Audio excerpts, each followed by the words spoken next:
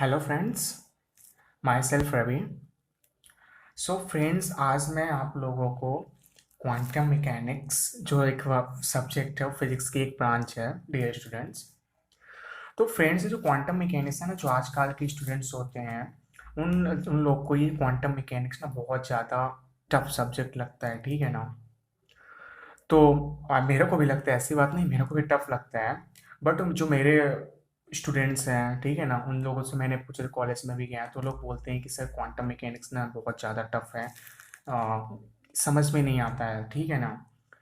तो आज मैं एक वीडियो बनाने जा रहा हूँ फ्रेंड्स, तो क्वांटम मैकेनिक्स पे, जिसके बारे में मैं आपको क्वांटम मैकेनिक्स के हिस्ट्री के बारे में आपको बताने वाला हूँ कि क्वांटम मैकेनिक्स की जो हिस्ट्री, उसकी बर्थ कहाँ हुई, बर्थ से लेकर के वो आगे कहाँ कैसे तक गया।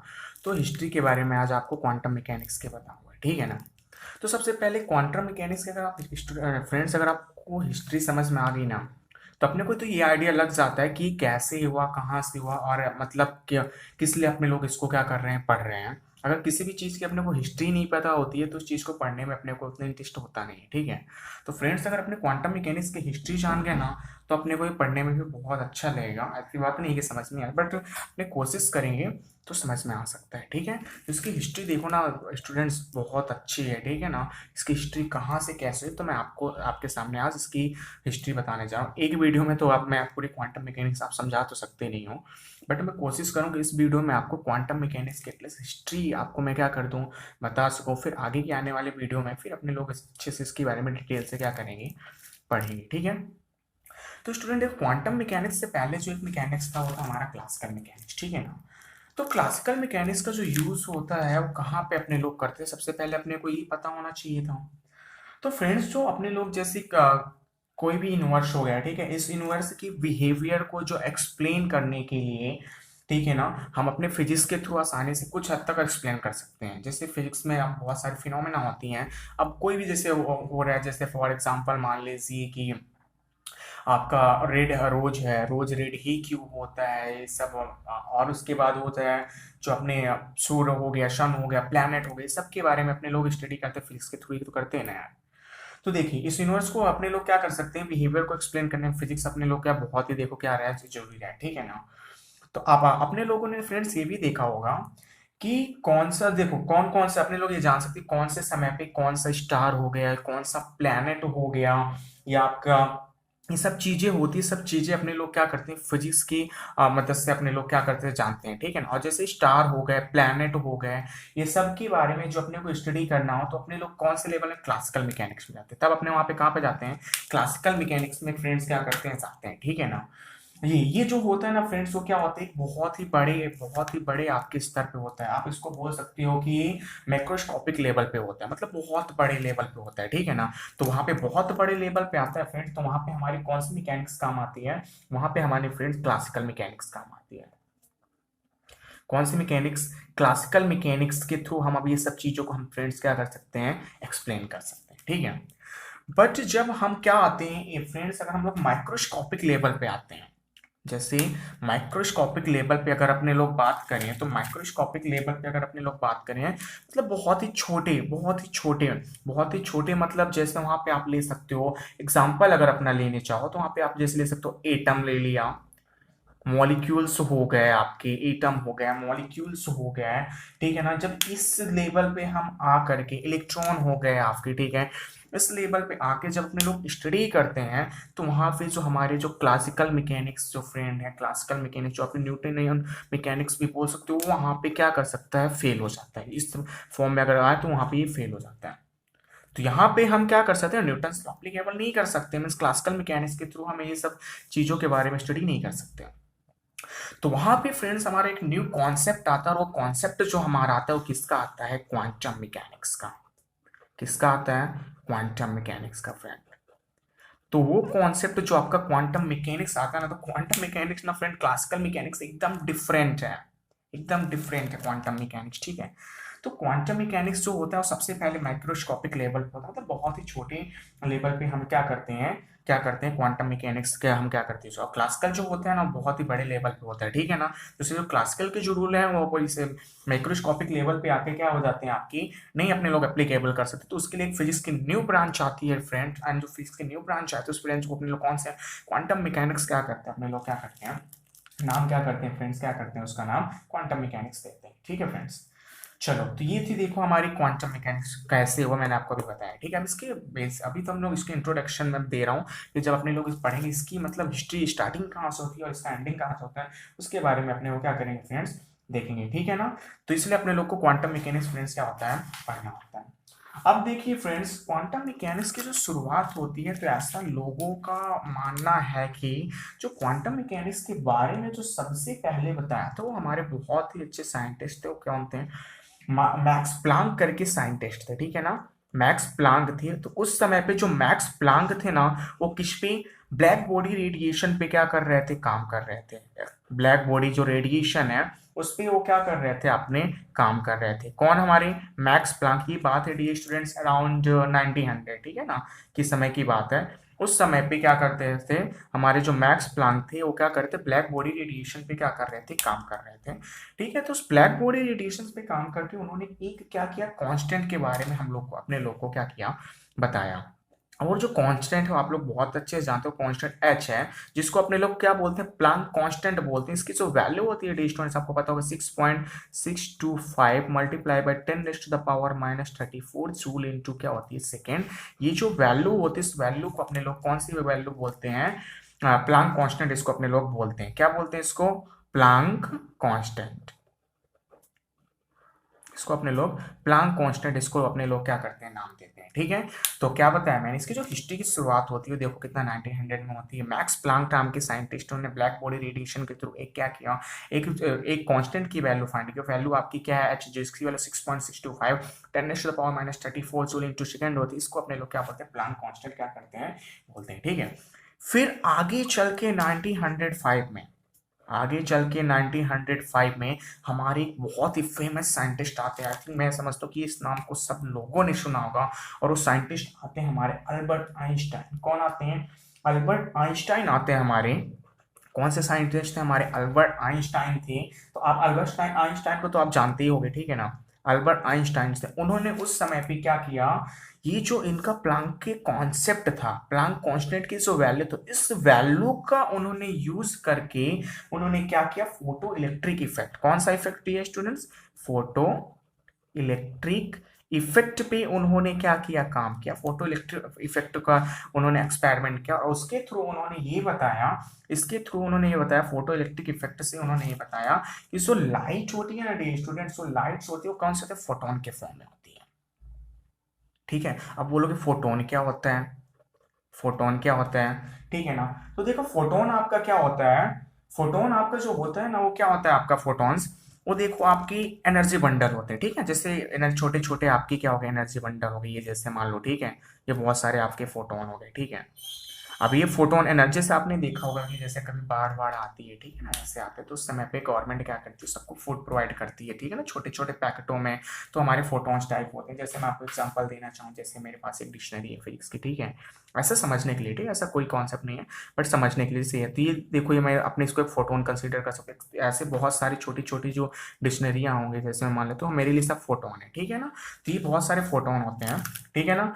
अब ये जो फोटोन होता है एक फोटोन होता है ना जो स्टूडेंट एक फोटोन होता है, फोटोन के बारे में आपको पता है क्लासिकल पॉइंट ऑफ व्यू से फोटोन के बारे में पता है। तो फोटोन पे किसी भी तरह का मास नहीं होता है, ठीक है। अभी आगे हम लोग डिस्कशन करेंगे।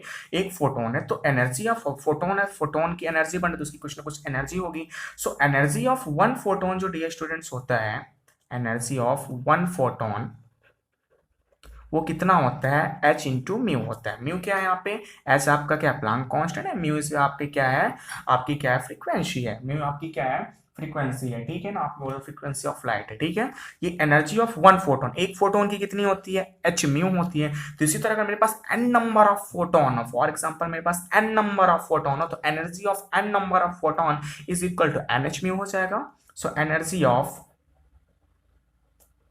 n photon small n photon energy of N photon is equal to क्या हो जाएगा एन एच, और ये मेरा क्या हो जाएगा म्यू। और आपको बहुत अच्छे से पता है फ्रेंड्स कि यहाँ पे जो एच होता है वो अपना प्लांक कांस्टेंट होता है, ठीक है ना, और म्यू होता है आपकी फ्रीक्वेंसी ऑफ लाइट होती है, लाइट की क्या होती है आपकी फ्रीक्वेंसी होती है, ठीक है। तो ये कॉन्सेप्ट हमारा क्या है फोटो इलेक्ट्रिक इफेक्ट से आया, क्या पता चला, और इसके थ्रू इन्होंने देखो क्या फाइंड किया है स्टूडेंट, फोटो इलेक्ट्रिक इफेक्ट से अपने को ये बातें पता चलती हैं, ठीक है ना, कि देखो जो लाइट होती है वो क्या होती है, उसकी लाइट के वो कौन सी एनर्जी होती है, फोटोन के फॉर्म में होती है, उस energy of one photon is equal to H mu होता है, एन नंबर ऑफ कण होता है एन एच म्यू होता है, ठीक है ना। अब देखिए फिर आगे चल के फ्रेंड्स ना, आगे चल के फिर हुआ क्या, अब आप उसी समय पे जो हमारे अल्बर्ट आइंस्टाइन थे वो एक थियरी पे और काम कर रहे थे, उस थियरी का आपने सुना बहुत ही अच्छी है relativity, journal theory, theory of relativity पे वो क्या कर रहे थे, काम कर रहे थे, स्पेशल थियरी ऑफ रिलेटिविटी पे वो क्या कर रहे थे, काम कर रहे थे आइंस्टाइन। तो उस समय पे उन्होंने देखो एक कॉन्सेप्ट और दिया, उन्होंने ये बताया कि अगर ये हमारे क्या है फोटोन है, फोटोन की अगर एनर्जी एच म्यू होती है तो क्या फोटोन का हम लोग मोमेंटम फाइंड कर सकते हैं। तो उस समय उन्होंने रिलेटिविटी से इस कॉन्सेप्ट का यूज करा, अपने लोगों ने आपने इक्वेशन देखा होगा, इक्वेशन आपको होता है friends E square is equal to क्या होता है, आपने पढ़ा होगा P square C square plus M zero का स्क्वायर सी की पावर क्या होता है आपका 4, इक्वेशन आप सब जानते होंगे, जहां पे आपकी क्या होती है ई एनर्जी होती है, पी आपका मोमेंटम होता है, सी आपकी वेलोसिटी ऑफ लाइट होती है, एम जीरो आपका रेस्ट मास होता है, एंड सी वेलोसिटी ऑफ आपकी लाइट होती है, ठीक है ना, ये अपने लोगों ने पढ़ा है, ठीक है। तो अपना देखो इसको क्या फाइंड करना है आपको, फोटोन का मोमेंटम फाइंड करना है, ठीक है। तो अब आप देखोगे बहुत सारे लोग कंफ्यूजन में, सर आप बोल रहे हैं कि फोटोन का मोमेंटम फाइंड करना है, जब हम अपने लोग तो फोटोन का जब मास ही नहीं होता है तो इसका मोमेंटम कहाँ से होगा, ठीक है ना। जब आप बोलोगे कि सर फोटोन है, फोटोन पे जब मास ही नहीं होता है तो उसका मोमेंटम कहाँ से होगा, आप राइट हो फ्रेंड्स। वो जो था ना वो क्लासिकल पॉइंट ऑफ व्यू से था आपका, कौन सा, वो क्लासिकल मैकेनिक्स के पॉइंट ऑफ व्यू से था कि वो मासलेस होता है इसलिए उसका मोमेंटम कितना है, जीरो। बट फ्रेंड्स हम यहाँ पे पढ़ किसके बारे में रहे हैं, हम क्वांटम मैकेनिक्स में पढ़ रहे हैं, तो वहां पे वो देखो क्या था, वो क्लासिकल पॉइंट ऑफ व्यू से यहाँ पे अपने क्वांटम मैकेनिक्स में पढ़े हैं, तो क्वांटम मैकेनिक्स में रूल चेंज हो जाते हैं, ठीक है ना। तो इसमें आपको देखो होगा तो इसका हम लोग मोमेंटम फाइंड कर सकते हैं कैसे, देखो एम जीरो आपका रिस्ट मास है, रिस्ट मास है तो ये वैल्यू एम जीरो की यहाँ पे कितनी होगी, जीरो, एम जीरो की वैल्यू जीरो होगी तो ये स्टेप आपका कैंसल आउट हो गया, तो यहाँ पे बचेगा क्या, e square is equal to p square और क्या हो गया आपका सी स्क्वायर, एंड यहाँ से स्क्वायर हटाओगे तो ई इज इक्वल टू अपना क्या हो गया पी सी, आया कि नहीं है। अगर मैं पी को यहाँ से सब्जेक्ट बनाऊंगा तो पी इज इक्वल टू हमारा क्या हो जाएगा ई अपॉन में क्या हो जाएगा सी, तो ये हमारा हुआ मोमेंटम हुआ, ठीक है, किसका मोमेंटम, फोटोन का मोमेंटम, बट कौन सी फॉर्म में फ्रेंड्स, ये एनर्जी के फॉर्म में, ठीक है। अगर इसको मेरे को क्या करना है वेवलेंथ के फॉर्म में चाहिए तो मैं फाइंड कर सकता हूँ, बिकॉज अपने को पता है, क्या पता है कि C इज इक्वल टू क्या होता है म्यू लेमडा होता है। अब C की जगह मैं वैल्यू सब्स्टिट्यूट करता हूँ तो P is equal to E upon में म्यू लेमडा, और E अपने को पता है E क्या होता है, E is equal to H mu होता है, तो एच म्यू अपॉन में वी लेमडा, वी से V cancel out, so P is equal to अपना हो जाएगा एस अपॉन में क्या हो जाएगा लेमडा। सो फ्रेंड्स ये जो फॉर्मूला है ना P is equal to H upon में लेमडा, इसको अपने लोग बोलते हैं फोटोन मोमेंटम, क्या बोलते हैं, फोटोन मोमेंटम,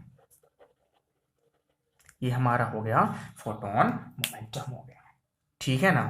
तो ये थी हमारी बात किसकी थी, अल्बर्ट आइंस्टाइन ने फोटो इलेक्ट्रिक इफेक्ट का कॉन्सेप्ट को यूज करके ये बताया, और फोटो इलेक्ट्रिक इफेक्ट के कॉन्सेप्ट से ये बताया, उन्होंने ये बताया जो लाइट होती है और उसको आप इलेक्ट्रोमैग्नेटिक वेव बोलो और उसको आप फोटोन बोलो, वो जो फॉर्म होता है वो कौन से, यहाँ से प्रूफ हुआ कि जो बिहेव करती है, कैसे बिहेव करती है, एज ए पार्टिकल, याद रखिएगा, एज ए पार्टिकल बिहेव करती है, समझ में आया, एज ए पार्टिकल, ठीक है। तो यहाँ से फोटो इलेक्ट्रिक इफेक्ट से अपने को ये बाकी मैं आपको डिटेल में फोटो इलेक्ट्रिक इफेक्ट सब क्या होते हैं मैं आपको नेक्स्ट के आगे वाली वीडियो में बताऊंगा, उसकी टेंशन वाली बात नहीं, ठीक है ना। पहले हम आपको उसकी हिस्ट्री के बारे में अपने लोग समझ रहे हैं, ठीक है।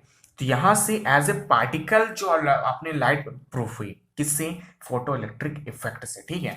इसके आगे जाने के बाद पिक्चर में हमारे एक न्यू साइंटिस्ट आते हैं, और वो जो साइंटिस्ट हमारे डेविसन एंड गर्मर एक्सपेरिमेंट, क्या आते हैं, डेविसन एंड गर्मर आते हैं। और डेविसन एंड गर्मर एक्सपेरिमेंट करते हैं, तो उस एक्सपेरिमेंट के थ्रू वो क्या पाते हैं, मैं आपको उस एक्सपेरिमेंट को पूरा डिटेल में यहाँ पे नहीं बताऊंगा, मैं आगे के अपकमिंग वीडियो में मैं आपको क्या करूंगा बताऊंगा।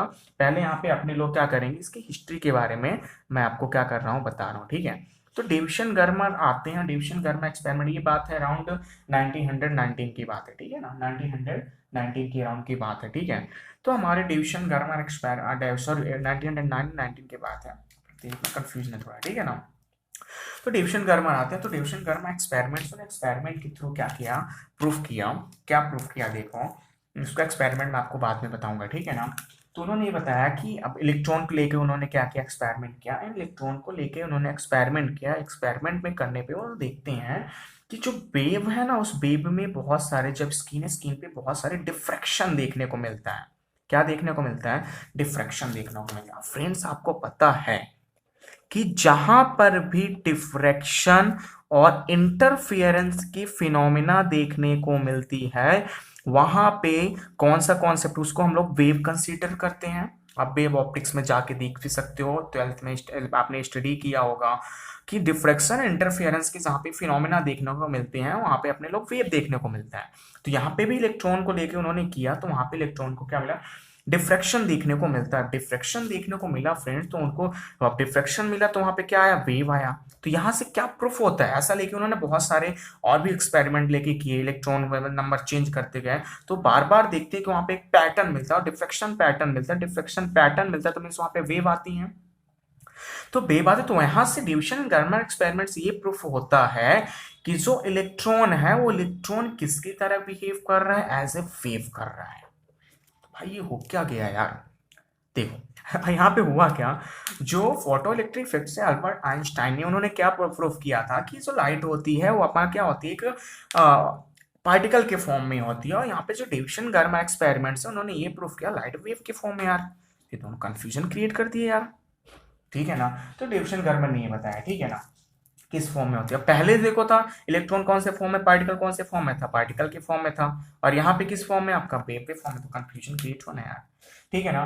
तो यहाँ से देखो ये बात पता चली इन दोनों एक्सपेरिमेंट से, फिर से मैं आपको बता रहा हूँ कि in photoelectric effect light behaves as a particle. Light किसकी तरह बिहेव करती है, एज ए पार्टिकल।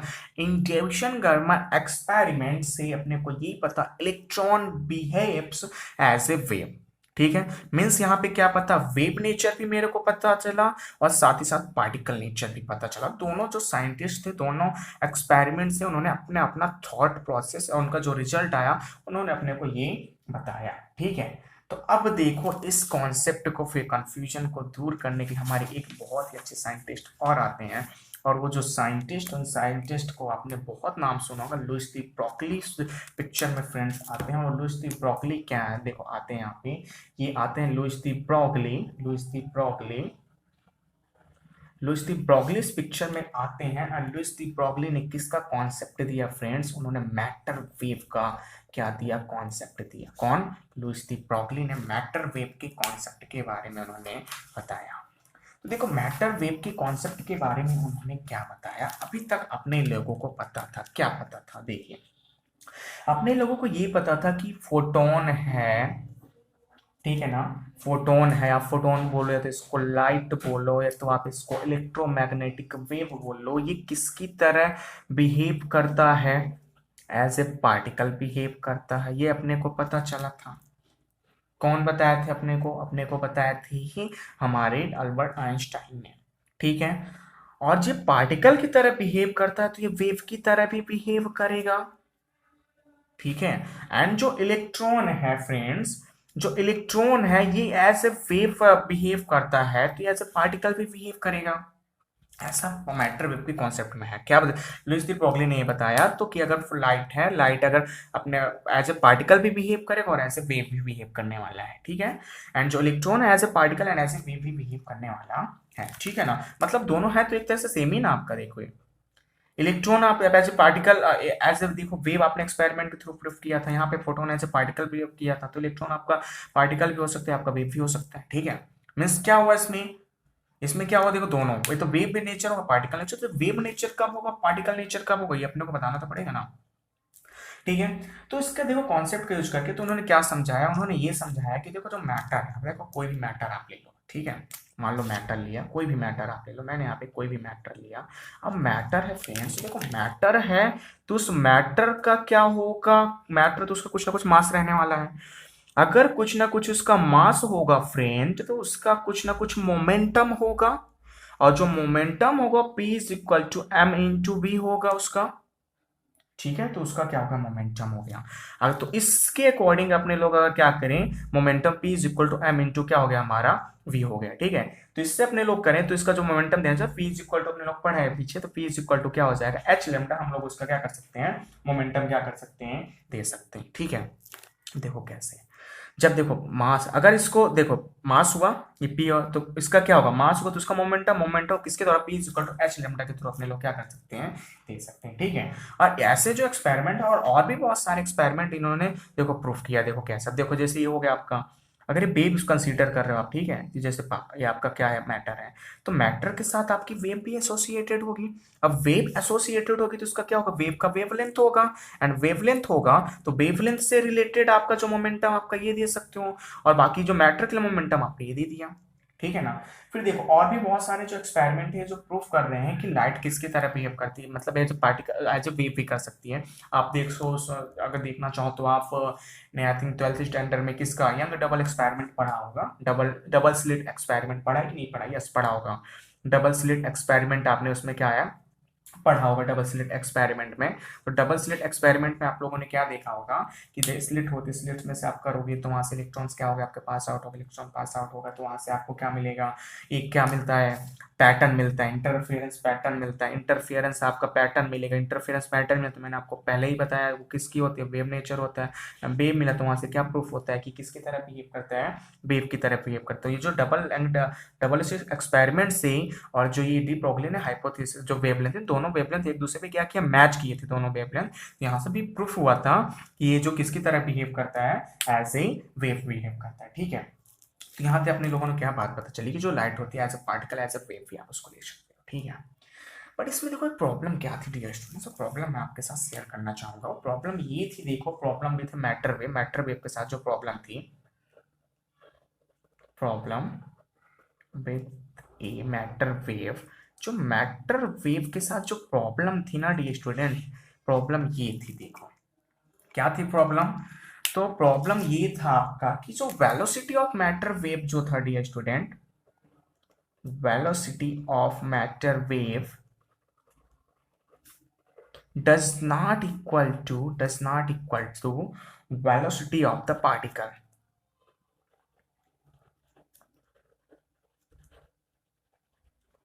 क्या बात बोला मैंने, देखो बहुत अच्छा पॉइंट मैंने बोला, कॉन्सेप्ट क्लियर हो जाएगा। यहाँ पे मैटर वेव में प्रॉब्लम क्या थी कि जो वेलोसिटी ऑफ मैटर वेव की जो वेलोसिटी थी, वो वेलोसिटी ऑफ द पार्टिकल से मैच ही नहीं कर रही थी यार। Velocity of matter wave velocity of particle से मैच ही नहीं कर रही थी, ठीक है। देखो मैं आपको समझाता हूँ कैसे नहीं मैच कर रही थी, ठीक है। देखो जब अपने इसको एज ए पार्टिकल लेते हैं, ठीक है, देखो मैंने बताया कि velocity of matter wave does not equal to velocity of the particle, मतलब मैटर वेव की वेलोसिटी पार्टिकल की वेलोसिटी मैच नहीं करती। कैसे नहीं मैच करती मैं आपको बताता हूँ। देखो जब आप कोई एक पार्टिकल लोगे, ठीक है, आपने मान लो लाइट को एज ए पार्टिकल कंसीडर किया, मान लेते हैं, ठीक है। तो जब आपने किया तो पार्टिकल है तो इसका कुछ ना कुछ मास होगा, इसका कुछ ना कुछ मास होगा, तो इसका कुछ ना कुछ मोमेंटम होगा। वो मोमेंटम क्या होगा, P is equal to M into V, मैंने मान लिया। मोमेंटम हो तो इसकी कुछ ना कुछ एनर्जी होगी भाई, तो इसकी जो एनर्जी होगी A K is equal to half M B square, अपने लोग जानते हैं, ये पार्टिकल के लिए। अब जब मैटर वेव में अपने आते हैं, अब आपको पता है मैटर वेव में होता क्या फ्रेंड, पार्टिकल और पार्टिकल, मैटर वेव मतलब पार्टिकल और आपके वेव दोनों एसोसिएटेड होते हैं, ठीक है ना। तो उसमें क्या होगा, जैसे ये आपका हुआ मैटर, मैटर हुआ तो ये मैटर हुआ, मैटर के साथ आपके एसोसिएटेड क्या है, वेव एसोसिएटेड है। तो ये जो मैटर हुआ, ठीक है, तो इसके साथ क्या है, वेव एसोसिएटेड है आपकी। तो जो वेव एसोसिएटेड है इसकी जो अपने लोग वेलोसिटी मान लेते हैं, वेलोसिटी ऑफ मैटर वेव अपने लोग मान लेते हैं कितनी हो गई हमारी, W हो गई, ठीक है ना। तो और इसकी जो वेलोसिटी हो गई वो क्या मान लिया हम लोगों ने, V मान लिया, ठीक है। तो अगर अपने को पता है, अपने को क्या पता है कि lambda is equal to H upon में क्या होता है, पी होता है, lambda is equal to H upon में क्या होता है, पी होता है, ठीक है। चलो इतना अपने को पता चला। तो अगर देखो अपने को ये पता है कि अगर velocity of matter wave find करना, तो डब्ल्यू इज इक्वल टू अपने पास फॉर्मूला क्या होता है, लेमडा इंटू वी होता है। यस, अपने लोग जानते हैं। तो लेमडा वी क्या होता है, देखो आपका लेमडा की जगह पे मैं क्या लिख सकता हूँ, देखो एच अपॉन में पी, तो लेमडा की जगह एच अपॉन में पी हो गया। वी अपने को पता है, क्या पता है भाई, अपने को पता है यहाँ से कि क्या पता है, देखो a is equal to, sorry mu है ये, ई इज इक्वल टू क्या होता है, एच म्यू होता है। तो यहाँ से म्यू को सब्जेक्ट बनाओगे तो ई अपॉन में क्या होगा, एच आएगा, तो इसका पे क्या हो जाएगा, ई अपॉन में एच हो गया। ठीक है, तो ये ई से एस एच कैंसल आउट, यहाँ पे क्या बचेगा, ई अपॉन में क्या बचा, पी बचा। ठीक है, अब अपने को पता है ई क्या है फ्रेंड्स, ई है मेरी काइनेटिक एनर्जी 1/2 mv²। पी क्या है यार, मोमेंटम है, एम इंटू क्या है, वी है। तो ये इससे कैंसल आउट, इससे कैंसल, तो यहाँ पे क्या बचा, 1/2 भाई ये क्या बता रहा है, ये अपने को ये बता रहा है फ्रेंड्स, देखो यहाँ पे इसकी वेलोसिटी v थी, यहाँ पे इसकी वेलोसिटी हाफ हो जा रही है। तो देखो जो ये v था वो किसकी थी, वेलोसिटी ऑफ द पार्टिकल थी। ये v जो आया ये किसी की आया, वेलोसिटी ऑफ मैटर वेव आया। यहाँ पे कितना था, v था, यहाँ पे v हाफ। तो बात क्या पता चलती है, बात यहाँ से ये पता चलती है कि मैटर वेव की जो वेलोसिटी है वो वेलोसिटी ऑफ पार्टिकल इक्वल नहीं है, मीन्स इसकी वेलोसिटी क्या हो जाती है, एक दो से इक्वल नहीं रहती। फॉर एग्जाम्पल अगर 5 मीटर पर सेकंड से जा रहा है तो 5 मीटर पर सेकंड से आपको आगे जाते हुए नहीं मिलेगा, घट जाएगा। ठीक है ना, ओके। तो यहां से अपने को ये अपने लोगों में क्या हुआ था, प्रॉब्लम आया था। ठीक है, मैटर वेव में आया था प्रॉब्लम। ठीक है, तो ये था अपना देखो प्रॉब्लम। तो इस प्रॉब्लम को जो दूर करने की बात आई, तो इस प्रॉब्लम को दूर करने के लिए यहाँ पे हमारा एक न्यू कॉन्सेप्ट आता है। वो कॉन्सेप्ट आता है आपका, देखो किसका आता है, वेव वेक्टर ग्रुप वेलोसिटी का आपका कॉन्सेप्ट आता है। ठीक है ना, क्या बताया मैंने, यहाँ तक समझ में आया ना, मैंने ये बताया। देखो यहाँ पे देखो प्रॉब्लम था जो मैटर वेव से, मैटर वेव में प्रॉब्लम ये थी कि velocity of matter wave does not equal to velocity of the particle. Matter wave की जो वेलोसिटी पार्टिकल की वेलोसिटी मैच नहीं कर रही थी, मैच नहीं कर रही थी। देखो यहाँ पे मैंने आपको बताया अभी कि पार्टिकल का इतना हो गया है आपका जो हो रहा है वेलोसिटी, और जो मैटर वेव की वेलोसिटी उसकी क्या हो जाए, हाफ हो रही है, मीन्स दोनों इक्वल नहीं है, दोनों इक्वल नहीं है। तो उसका फिर आपका कॉन्सेप्ट चेंज हो रहा है, तो उसका आगे फिर कॉन्सेप्ट आता है, और वो